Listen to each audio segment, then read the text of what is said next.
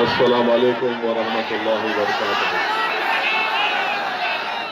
मुअज़्ज़िज़ हाज़रीन इकराम, बुजुर्गान कौम और मिल्लत, मेरी इज़्ज़तदार माँ और बहनों, गयूर नौजवान साथियों, मैं आप तमाम का दिल की गहराइयों से शुक्रिया अदा करता हूँ कि बहरेज की सरजमीन और मटेरा विधानसभा में जो मजलिस इत्तेहादुल मुस्लिमीन का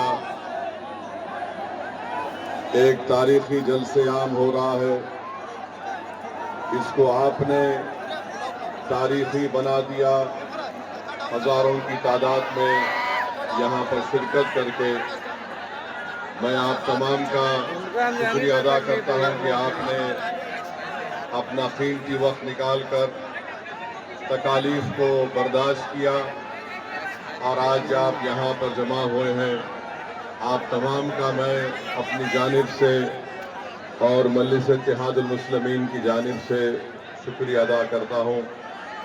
मंच पर बैठे हुए उत्तर प्रदेश के मजलिस इत्तेहादुल मुस्लिमीन के सदर मोहतरम जनाब शौकत अली साहब और उत्तर प्रदेश के तमाम जोन के जिम्मेदार, यहाँ के विधानसभा के इंचार्ज और तमाम मजलिस के अराकीन, मेरे अजीज दोस्तों और बुजुर्गों, मैं आपके सामने ये अर्ज करने के लिए आया हूँ कि जैसा कि आप जानते हैं, कोशिश करती आई है जहाँ पर कमजोरों की एक सियासी ताकत को मजबूत किया जाए।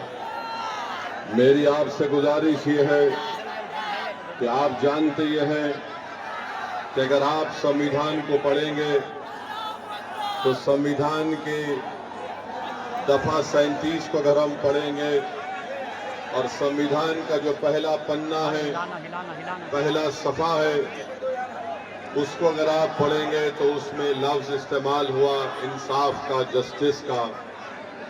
अगर आप संविधान की दफा 37 को पढ़ेंगे तो उसमें बात आई है सियासी इंसाफ की। इसी सियासी इंसाफ की लड़ाई असदुद्दीन ओवैसी और मजलिस इत्तेहादुल मुस्लिमीन लड़ रही है। अगर आप चाहते ये हैं कि जमीनी सतह से उत्तर प्रदेश में आपकी एक लीडरशिप बने, तो मेरी आप तमाम से गुजारिश है कि आने वाले विधानसभा में हम तमाम को मुत्तहिद होकर अपनी एक सियासी लीडरशिप को बनाना पड़ेगा। ये संविधान हमको इस बात की इजाजत देता है, वो संविधान जिसको बाबा साहिब अम्बेडकर ने बनाया, और बाबा साहिब अम्बेडकर ने संविधान के पहले पन्ने पर इंसाफ को लिखा। बाबा साहिब ने संविधान की आर्टिकल 37 में उसका जिक्र किया। यही लड़ाई आज शौकत अली की क़ियादत में उत्तर प्रदेश में मजलिस इत्तेहादुल मुस्लिमीन बरसों से लड़ती आ रही है। मेरे अजीज दोस्तों और बुजुर्गों, मैं आपको ये बताना जरूरी समझता हूँ कि अगर हम समाजी और माशी इंसाफ को हासिल करना चाहते हैं तो पहले सियासी इंसाफ होना चाहिए।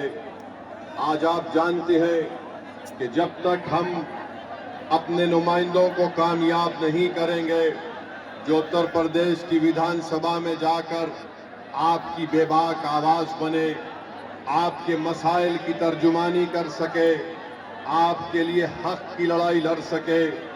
याद रखिए, कोई उठकर ये कह सकता है कि ओवैसी, क्या तुम नहीं देखते कि उत्तर प्रदेश के विधानसभा में बड़ी बड़ी पार्टियों के मुसलमान और दलित विधायक जीत कर जाती हैं। मेरे अजीज दोस्तों और बुजुर्गों, मुझे यहाँ पर मान्यवर कांशीराम याद आते हैं। जब कांशीराम साहब से भी ये सवाल किया गया था तो मान्यवर कांशीराम ने कहा था ये जीत के जरूर जाती हैं मगर ये चमचों का रोल अदा करते हैं। तो मैं आपसे अपील कर रहा हूँ कि आप मुत्तहिदा तौर पर अपने वोट का सही इस्तेमाल अपनी एक सियासी लीडरशिप को मजबूत करने के लिए कीजिए। यकीनन इंशाअल्लाह ताला हमारी भी कोशिश होगी कि दोबारा यहां पर बीजेपी की सरकार उत्तर प्रदेश में ना बने। मगर याद रखिए, इस बात को याद रखिए कि ये जिम्मेदारी सिर्फ मुस्लिम अक़लियत के कंधों पर रखी नहीं जा सकती है।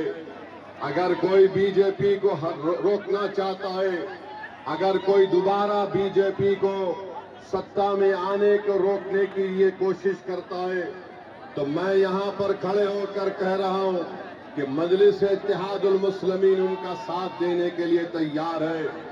अगर इज्जत के साथ बातचीत होगी, हिस्सेदारी की बातचीत होगी, तो मजलिस और ओवैसी तैयार है। मगर अगर तुम बीजेपी को रोकने के नाम पर मुझसे और मटेरा की जनता से कहोगे कि तुमको दरी बिछाना पड़ेगा, अब दरी नहीं बिछाई जाएगी, अब हिस्सेदारी और बराबरी की लड़ाई होगी इंशाअल्लाह ताला। हम भारत के प्रधानमंत्री कहते हैं कि भारत विश्व गुरु बन गया,